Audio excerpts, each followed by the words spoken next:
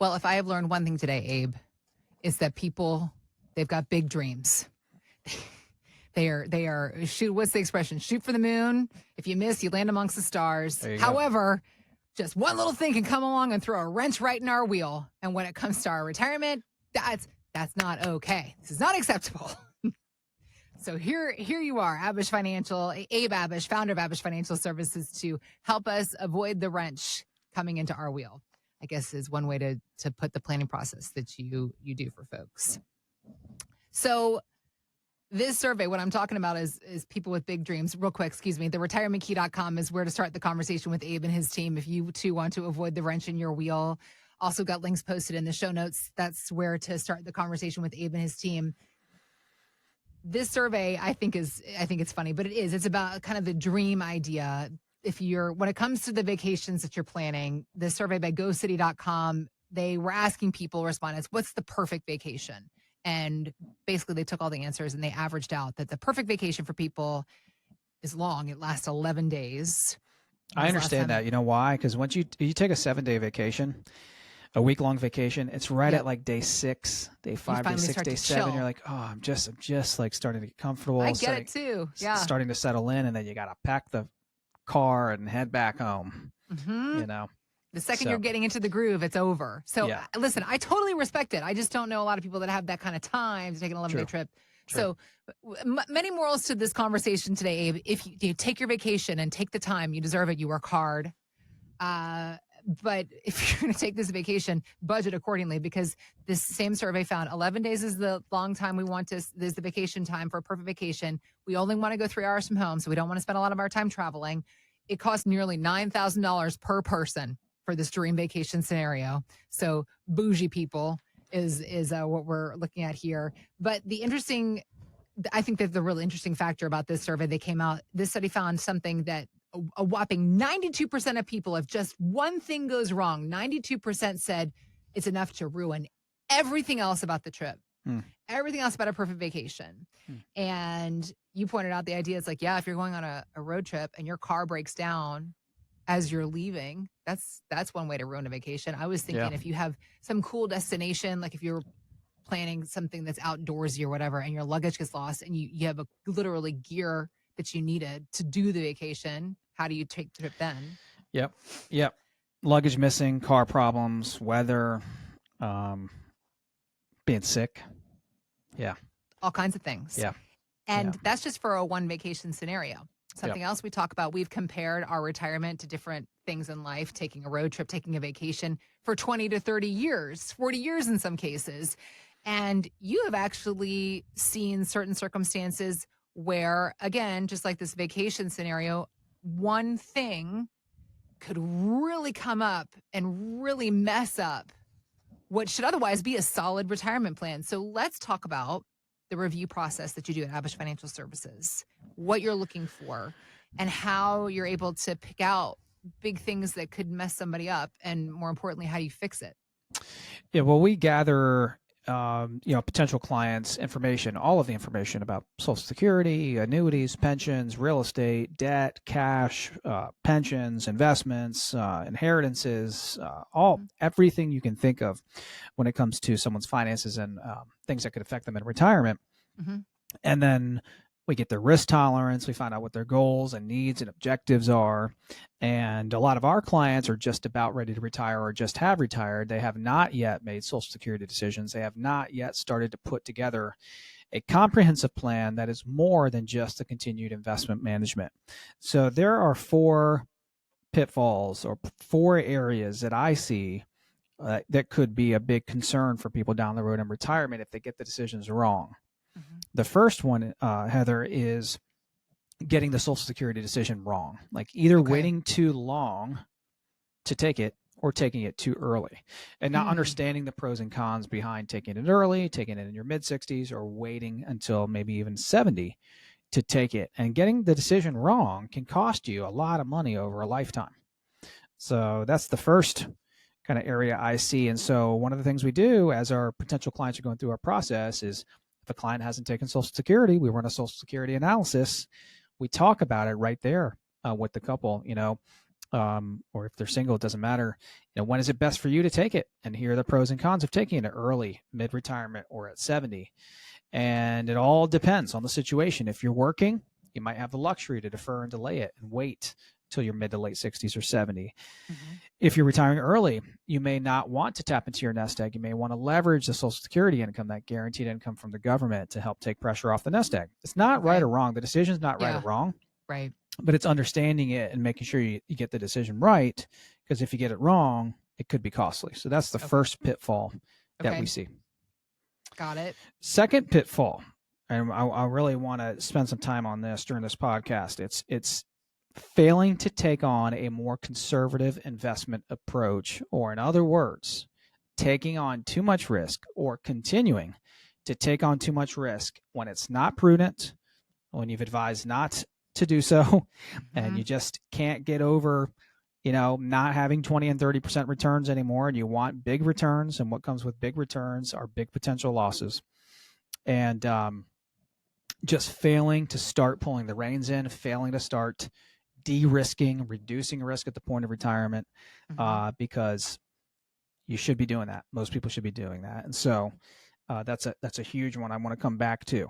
Another one is spending. I would say not being honest and realistic about what you are truly spending on a monthly basis. And then in addition, spending the way you used to spend. In other words, if you were making $200,000, $300,000, $400,000, $500,000 a year, and now you're down to $100,000 a year or $200,000 a year in retirement, well, you're not bringing in what you used to bring in. So you might want to bring the reins in a little bit.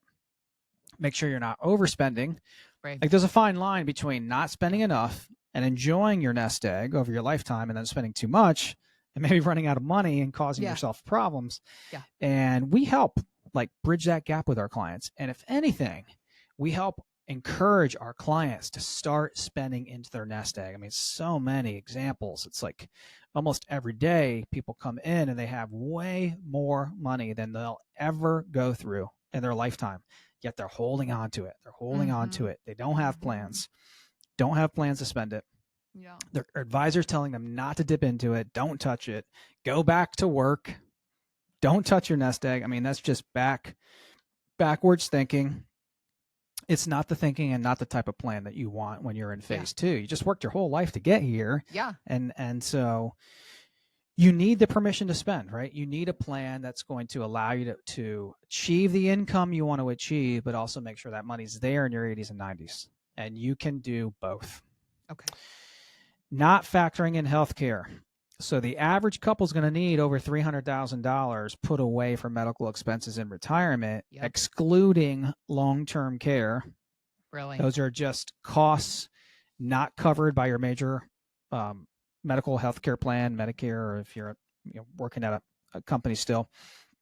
And what's more is that today's 65-year-old has a 70% chance of needing extended long-term care at some point in their lives, and many people don't have a plan for that. So healthcare costs, if you think about some of the biggest risks that can mess up a fantastic nest egg, mess up a fantastic accumulation plan, you've got healthcare costs in retirement, you've got higher taxes, and you've got market losses, like big market losses. Two of the four we just talked about. I want to come back to failing to take on a more conservative investment approach. Okay. This is a reason why a lot of people come in our doors for that second opinion and to put together a plan with us at Abish, because they're realizing they were a successful do-it-yourself investor, or they're working with a big-time phase one firm where the focus was almost always on the investments, the rate of return, how the portfolio was growing, which isn't wrong or bad. In fact, it got a lot of our clients to the point of retirement so that they could come over and start working with us, put together the phase two plan. It's going to help them distribute their assets, produce the income, and protect it from all the risks that can mess it up. If the focus is just the return or rate of return, the growth, the diversification, the investments, you're missing the boat, right? You could have substantial loss, and not just loss on the money, but loss on taxes and things like that. So failing to take on a more conservative investment approach, not pulling the reins in, not reducing risk at the point of retirement might be the biggest mistake a pre-retiree or early retiree could have happen. Okay. Maybe greed gets in the way. Maybe they just don't have the plan checked and they're continuing to invest like they did 30 years ago. We see it all the time. Yeah. And again, it's a big reason why someone might get to $4, $5, $6, $8, $10 million, which we see oftentimes. But then if we, as your financial professionals, are telling you, Heather, that you've got $6 million saved, you are never going to get through this money. You're going to be able to pass on a ton of money to your kids and grandkids. You can do everything you want to do in retirement. Then why would you continue to be 90% in stocks and 10% in bonds? Why would you continue to be nearly 100% in stocks and very little in cash and bonds and fixed instruments? It's kind of silly. Like if you know, I mean, it's your choice. You might want to take on a ton of risk, but that's definitely where you can get burned in retirement. And when you think about it, I think about safety valves. I think about that moat around the castle. I think about putting in protection all over the place. Like you just worked 40 to 50 years to get to the point where you can punch out, retire, get that last paycheck, and start paychecks from your nest egg. Be smart, be prudent, be proactive. The markets go up and down. Just don't get caught blindsided. Don't be taking on so much risk and be maybe a little too greedy that you get burned with a massive downturn or a series of years like the tech bubble or 2008 that can just wipe out a life savings and take 3 to 5 years to recover from. Because when you're in retirement and you're receiving income from your nest egg, if the markets are also down at the same time, you've got double negatives, and it's a whole different ballgame than when you were 30, 40, and 50 years old. Yeah. Those are the common pitfalls we see, and to a lot of people, it makes a lot of sense, right? And when they see they can accomplish their goals and objectives, not continuing to be a 90-10 or a 100-0 in stocks, but as a 60-40, as a 70-30, maybe an 80-20, it's what most people want to do. Of course.